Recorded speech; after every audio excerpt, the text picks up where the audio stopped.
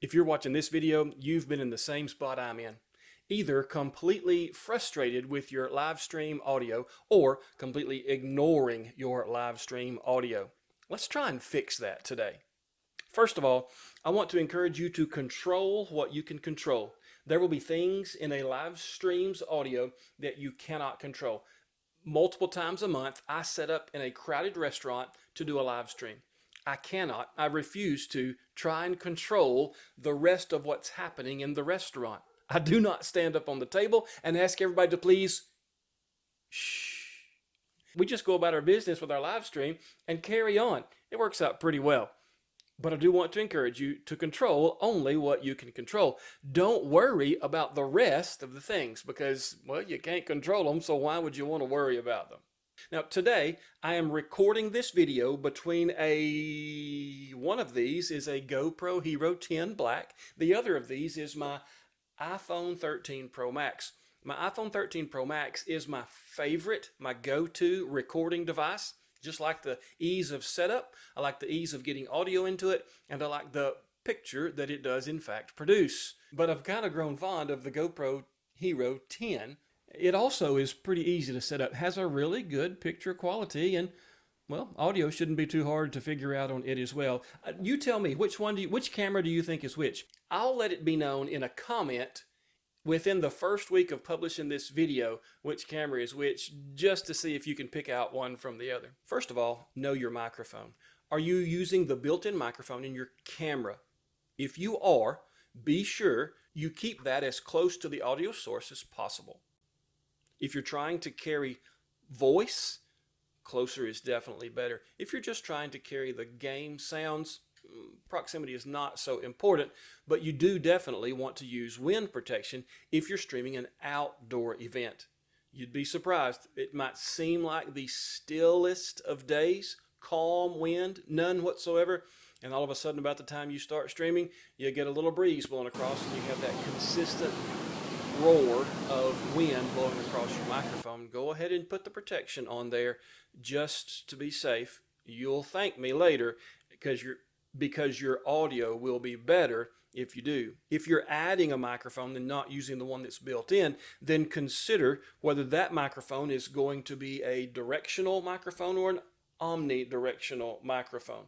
If you're using a mini shotgun mic like the Rode Wireless Go or the Deity Duo, those kinds of microphones are going to be directional. Their cardioid pattern is going to pick up what is in front of the microphone, as in what it's aimed at. So you want to aim this microphone at the source of the sound.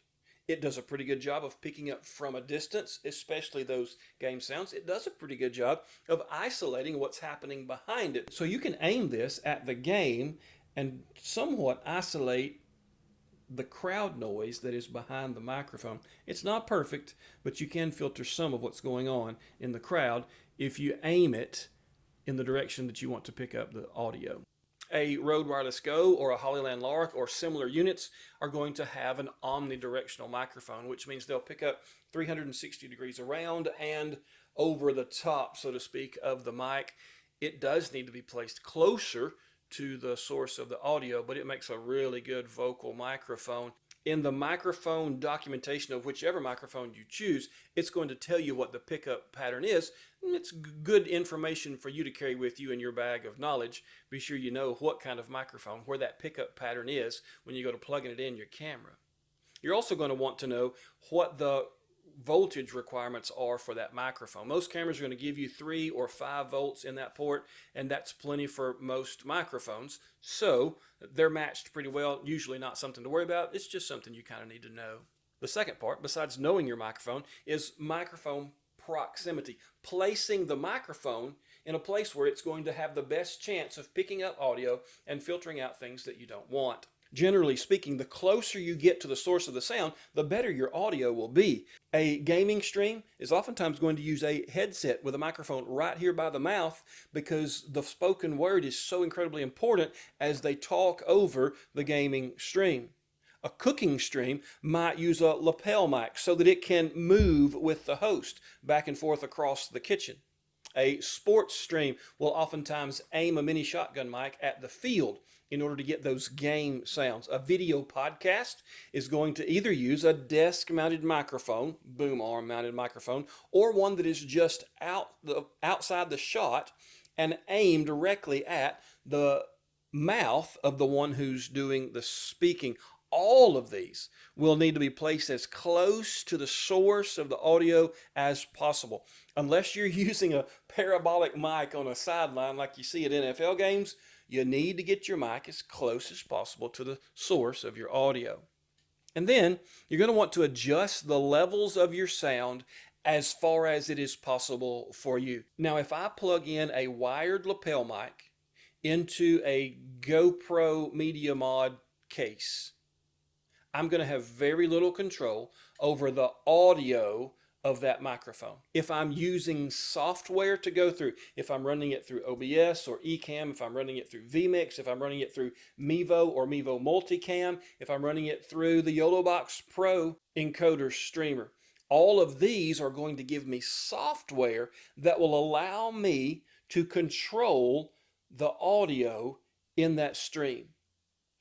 Not only do I have volume or gain control, in some cases I'm also going to have timing control, so I can set a delay if I notice that my video and my audio are not matching up, they're not synchronized. That's an incredible benefit.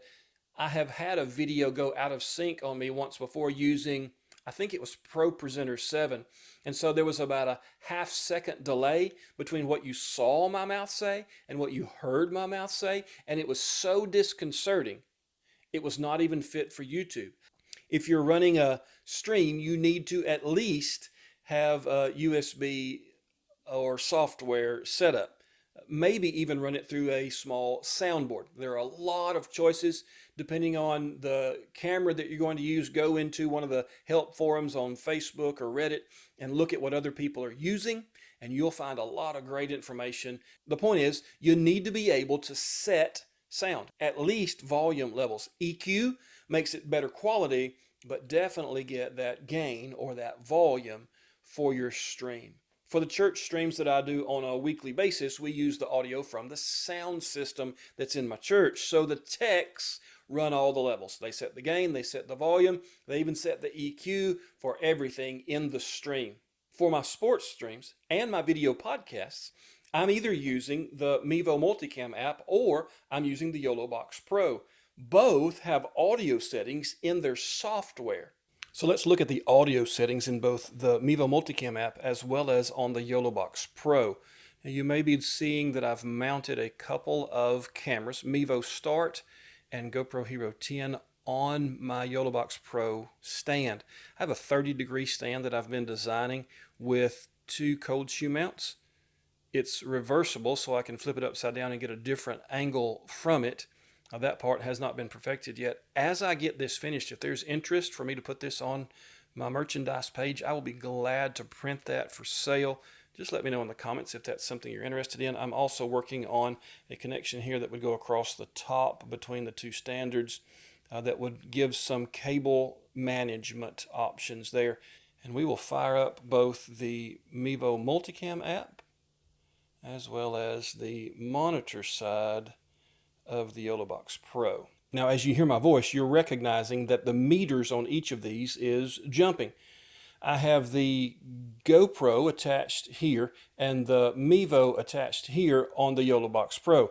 I have one GoPro attached here, and then I have my iPad as an audio source running on the Mevo Multicam app. It looks like my audio is just at the upper level of where it can be, as my output is consistently just barely flashing red, and the Mevo one is as well. So I'm going to pull that down just a hair on each of those. That way, if I were to be using a recording from that, I wouldn't have any kind of distortion at the upper limit of my volume.